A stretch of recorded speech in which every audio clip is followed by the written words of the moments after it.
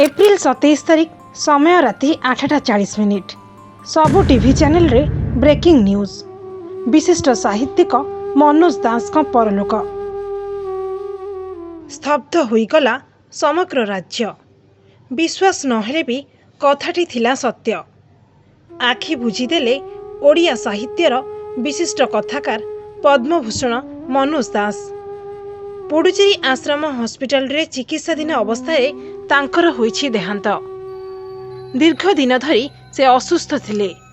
निछक ओडिया चलनी एवं जीवन धारा को नहीं अनेक प्रसिद्ध गल्प लिखिछंती से।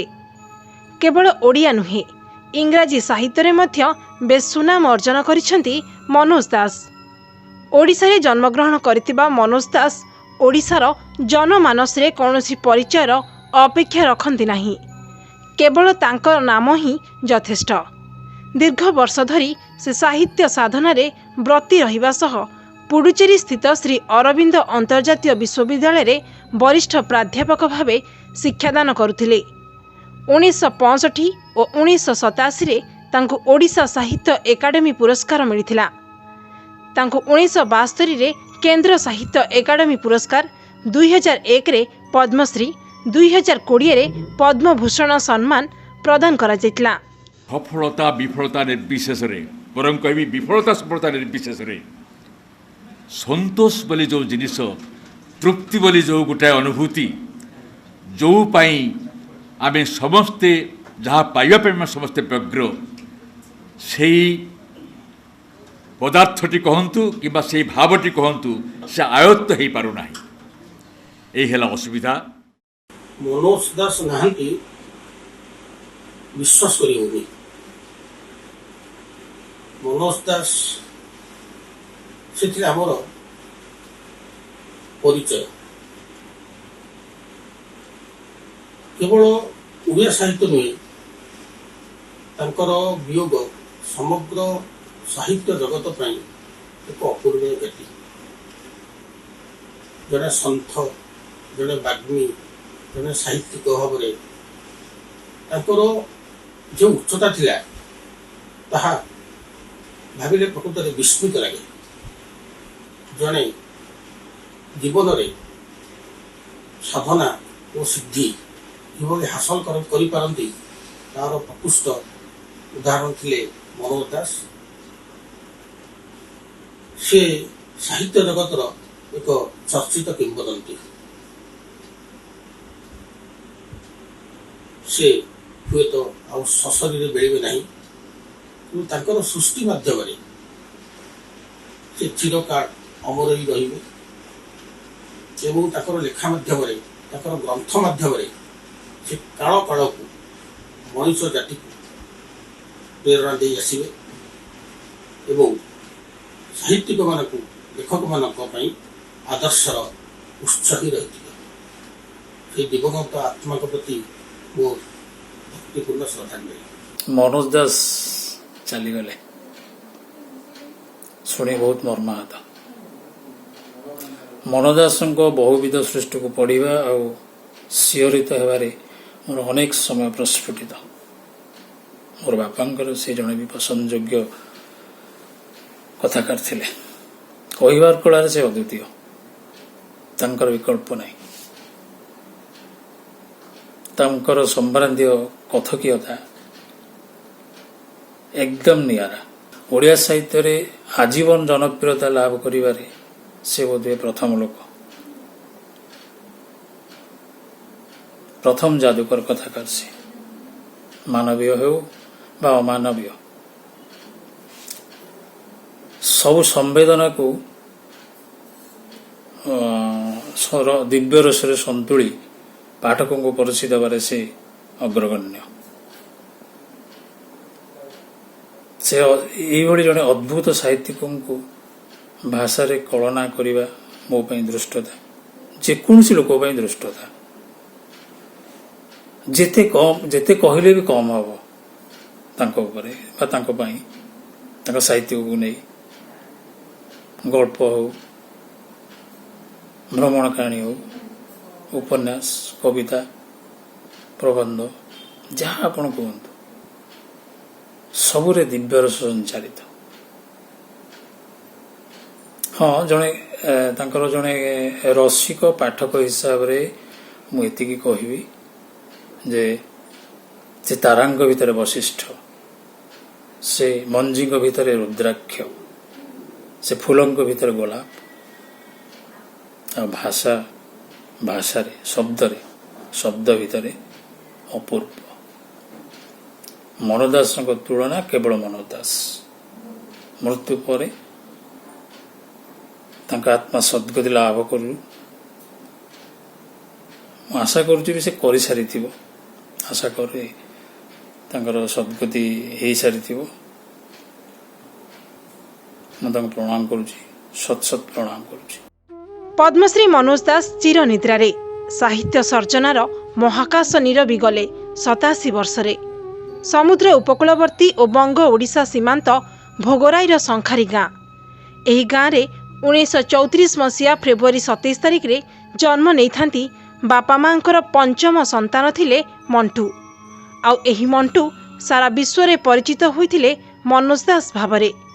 मनोज दास का परिचय से निजे केवल मनोज दास साहित्यिक कथाकार गाल्पिक औपन्यासिक सबुथिरे एक विशाल बरगछ थिले से एक धाड़ी रे कहिले सर्जनार महाकाश थिले मनोज दास जहाँक शब्दर जादुरे मनीष हेउतिला अभिभूत मंत्रमुग्ध पुणी बहुमात्रा उद्भूत से आज नहीं गले महाविदाय एई इहलोक तंद्रालोकरू आम समस्तंकु हतबाक करी कहती जे आपन साहित्य पढ़ी मु बहुत आश्वासना पाई जीवन गोटे संकटजनक मुहूर्त बेले आप अमुक गल्प कि अमुक उपन्यास गोटाए विशेष दिग मत अनुप्राणित करी हाय से जानती नहीं जे सी मोर नुहे जो उत्सर मु प्रेरणा पाए एकमात्र से उत्स ही से शांति दे पार सहानुभूति दे पार सांत्वना दे पार मु नुहे। शब्द शिल्पी मनोज दासकर अवर्तमान खाली ओडिया कहीं सारा भारतीय साहित्य पाई गोटे अपूरणीय क्षति अद्भुत शब्द शिल्पी थिले से एकाधार रे जेतिकी प्रज्ञामान अनुभवी आउ जड़े अविश्वसनीय शब्दर स्रष्टा थिले सेही भली पाठक प्रिय भी थिले बहुत कम जन को पाठक प्रिय हेबार भाग्य मिले मनोज दासकर से भाग्य नुहे तांकर प्रकृत रे सेही कला थिला जोथिरे से बांधी दे पारुथिले पाठक मानकु तांकर गल्प हेउ उपन्यास हेउ भाषण हेउ स्तंभ हेउ कविता भी हेउ जेउथिरु पाठक ताकु तौलिबार बहु आगरु से तांको लेखारे तांको शैली रे बांधी ही जाए अद्भुत शिल्पी थिले तांकोर जो शब्द संयोजना मते सबुठारु भलो लागे जे मंत्र ओंकार भली से शब्द मानकु नेउथिले केबे भी गोटिए शब्द से अपव्यवहार करिसंती केही कहि परिबनी आ सबुठु मजा कथाटी हैला से व्यंग हेउ कि कारुण्य हेउ से एक विस्तृत पट्टभूमि को से अति कम शब्द भितर कही दे पारुथिले मनीषर अद्भुत चिंता शक्ति तार मनस्तत्व को अति सूक्ष्म चिंताधारा को मध्य से अति सुंदर भाव में प्रकाश कर दे पारुथिले से आबु पुरुष ठारू आरंभ करी अमृत फल जाए हेउ कि अपहृत टोपीर रहस्य ठारू आरंभ करी शेष बसंतर चिठी पर्यंत हेउ सबुठारे जोठी आपण भाबुथिबे जे गोटे बहुत बड़ गोटे समस्या गोटे बड़ दुख गोटे बड़ मनस्तत्व संघात ये सब को से प्रकाश करुचंती किंतु केते सहज भाव में एमिति जड़े मनोज दास आउ थरे जे आमे तांको पाइबा ये तो केबे संभव नुहे किंतु आमे गोटिए कथा करि परिबा तांकर समस्त कृति को तांकर समस्त भाषण स्तंभ एवं जहाँ जहाँ से आम पाई छाड़ी जाइछंती ताको जदि आमे साहित्य परिबा एवं ताको प्रसारित करि परिबा ताले आमे माने ता द्वारा प्रेरित होई परिबा एवं परवर्ती पीढ़ी मध्ये ता द्वारा प्रेरित होई परिबे उत्कल जननी सतरे तार जने सुपुत्र को हरैछि। सारस्वत साधक पद्मभूषण मनोज दास महाप्रायण आज आम समस्त को म्रियमाण कर ओडिया साहित्यर से थिले अनन्य किंवदंती पुरुष कथाकार भावे घरे घरे परिचित तांको गल्प और उपन्यास गुड़िक पाठकों को मंत्रमुग्ध कर देउथिला बोधुए कथा सम्राट फकीरमोहन को पर ही से थिले पाठक महल रे अधिक लोकप्रिय। तेबे साहित्यर अन्यान्य बहु विभाग यथा कविता प्रबंध जीवनी भ्रमण कहानी और शिशु साहित्य ଏ ସବୁଥିରେ ହାତ ଦେଇ ସେ ଯଶସ୍ୱୀ ହୋଇପାରିଥିଲେ।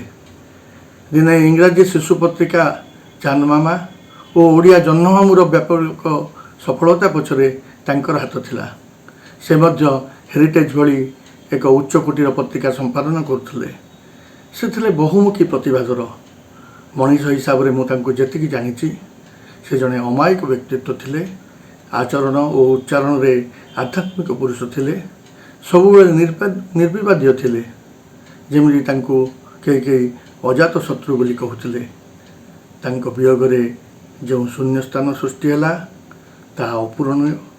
ମୁଁ ତାଙ୍କ ଅମର ଆତ୍ମାର ସଦ୍ଗତି କାମନା କରୁଛି।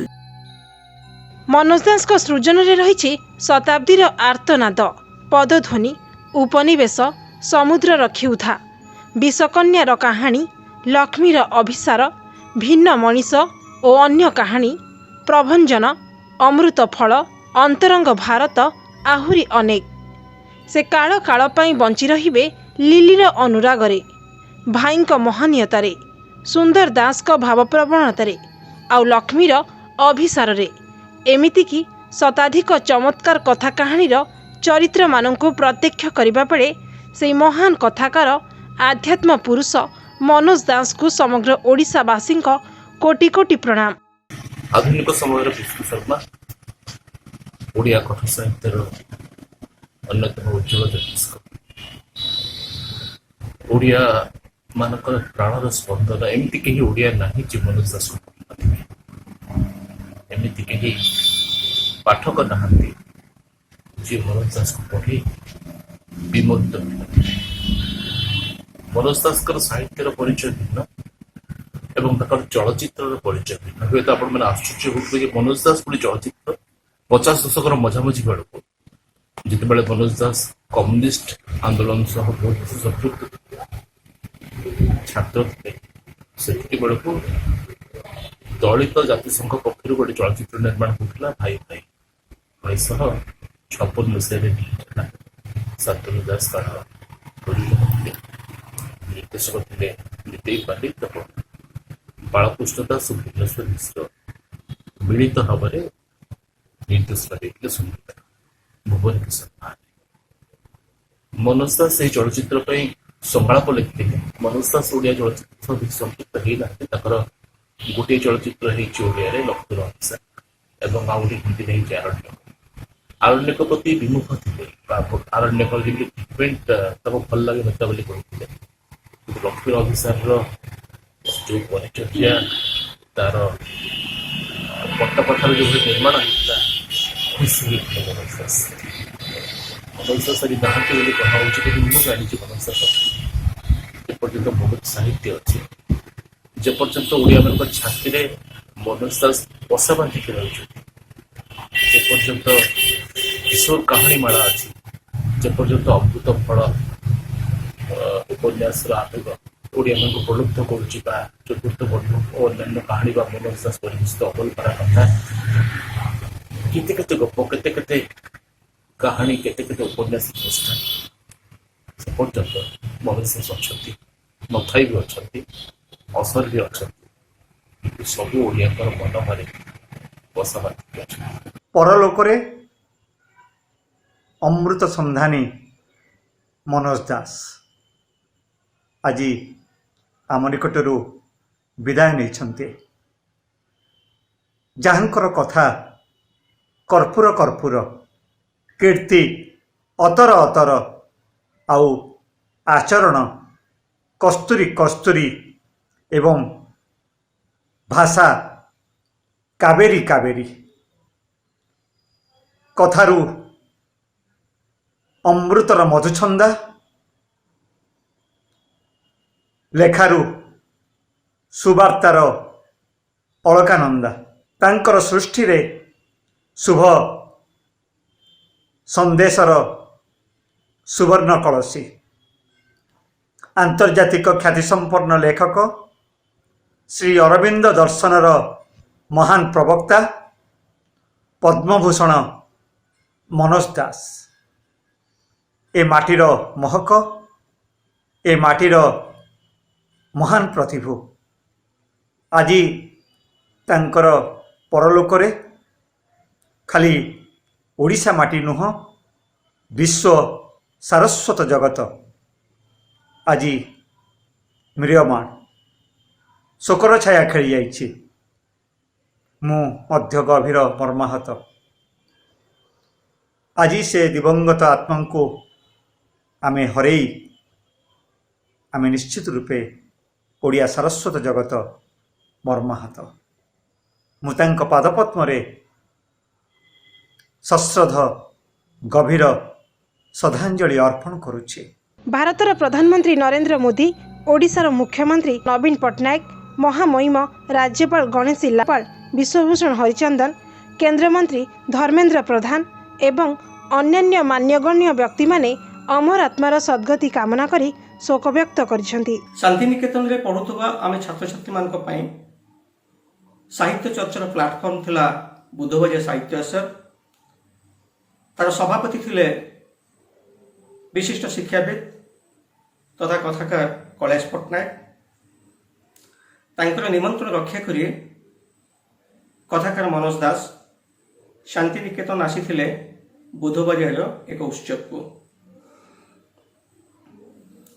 ବିଶ୍ୱଭାରତୀର ଚୀନା ଭବନରେ ସଭାର ଆୟୋଜନ ହୋଇଥିଲା ଏବଂ ଏହି ସଭାରେ ଅଭିଭାଷଣ ରଖିଥିଲେ କଥାକାର ମନୋଜ ଦାସ। ମୋ ଯେଦୂର ମନେ ହୁଏ ଅମୃତ ଫଳ ସମ୍ପର୍କରେ ସେ ତାଙ୍କର ବକ୍ତବ୍ୟ ରଖିଥିଲେ, ଯେଉଁ ଉପନ୍ୟାସଟି ସରସ୍ୱତୀ ସମ୍ମାନରେ ପୁରସ୍କୃତ ହେଲା। ଏହି ସଭାଟି ଦୁଇଟି କାରଣ ପାଇଁ ମୋ ପାଇଁ ମୂଲ୍ୟବାନ। ପ୍ରଥମ କଥା, ମୋ ଲିଖିତ ପ୍ରଥମ ନାଟକ ସଂକଳନ ଅନ୍ଧକାର ସ୍ୱରକୁ ପଦ୍ମଶ୍ରୀ କଥାକାର ମନୋଜ ଦାସ ଲୋକାର୍ପିତ କରିଥିଲେ ଏବଂ ଦ୍ୱିତୀୟତଃ ମନୋଜ ଦାସକୁ ଜଣେ ନିଆରା ମଣିଷ ଭାବରେ ମୁଁ ଏଠି ଚିହ୍ନିଥିଲି। ସେହି ପ୍ରିୟ ମଣିଷଙ୍କର ଆବର୍ତ୍ତମାନରେ ମୁଁ ମର୍ମାହତ, ସାରା ବିଶ୍ୱ ମର୍ମାହତ, ସାରା ବିଶ୍ୱ। ମହାନ ଓଡ଼ିଆ କଥାଶିଳ୍ପୀ ଶ୍ରୀଯୁକ୍ତ ମନୋଜ ଦାସଙ୍କର ସ୍ୱର୍ଗାରୋହଣ ହେଲା। ଏହା ଶୁଣିଲା ପରେ ସମଗ୍ର ଓଡ଼ିଆ ସାହିତ୍ୟର ଛାତ୍ରଛାତ୍ରୀ, ଅଧ୍ୟାପକ ଏବଂ ଉତ୍କଳବାସୀ ମଧ୍ୟ ସମସ୍ତେ ମର୍ମାହତ। ଏହା ଆମ ପାଇଁ ଏକ ଅପୂରଣୀୟ କ୍ଷତି। ସାହିତ୍ୟ ଜଗତ ପାଇଁ ଏ କ୍ଷତି ସର୍ବଦା ଅପୂରଣୀୟ ରହିବ। ଆଜି କଥାଶିଳ୍ପୀ ମନୋଜ ଦାସ ଆମ ଭିତରେ ନାହାନ୍ତି ସତ, କିନ୍ତୁ ତାଙ୍କର ଅମର କୃତି ଆମ ପାଇଁ ସବୁଦିନେ ଚିରସ୍ମରଣୀୟ ହୋଇ ରହିବ। 1963 ମସିହାରୁ ପଣ୍ଡିଚେରୀ ସ୍ଥିତ ଶ୍ରୀ ଅରବିନ୍ଦ ଆଶ୍ରମଠାରେ ଅବସ୍ଥାନ କରି ସେଠାକାର ଶ୍ରୀ ଅରବିନ୍ଦ ଆନ୍ତର୍ଜାତିକ ଶିକ୍ଷା କେନ୍ଦ୍ରରେ ଇଂରାଜୀ ଭାଷା ସାହିତ୍ୟର ପ୍ରାଧ୍ୟାପକ ଭାବରେ ଶିକ୍ଷାଦାନ କରୁଥିବା ପଦ୍ମଶ୍ରୀ ମନୋଜ ଦାସ ଏବେ ଆମ ଗହଣରେ ଆଉ ନାହାନ୍ତି। ଗତକାଲି ଅର୍ଥାତ୍ 27 ଏପ୍ରିଲ ସନ୍ଧ୍ୟାରେ ସେ ଆମମାନଙ୍କୁ ଛାଡ଼ି ଚିର ବିଦାୟ ନେଇଛନ୍ତି।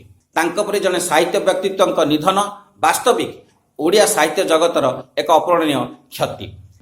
ସରସ୍ୱତୀ ସମ୍ମାନଠୁ ଆରମ୍ଭ କରି ପଦ୍ମଶ୍ରୀ ଓ ପଦ୍ମଭୂଷଣ ପର୍ଯ୍ୟନ୍ତ ଏମିତି ଅନେକ ସମ୍ମାନ ସେ ପାଇଛନ୍ତି। ସେ କୁହନ୍ତି, ସମ୍ମାନ ଓ ପୁରସ୍କାର ପାଇଁ ସେ କେବେ ବି ଆଶା କରିନାହାନ୍ତି କି ପ୍ରୟାସ ବି କରିନାହାନ୍ତି। କହିବାକୁ ଗଲେ ପୁରସ୍କାରର ପରିଚୟ ଠାରୁ ବହୁ ଉର୍ଦ୍ଧ୍ୱରେ ସେ।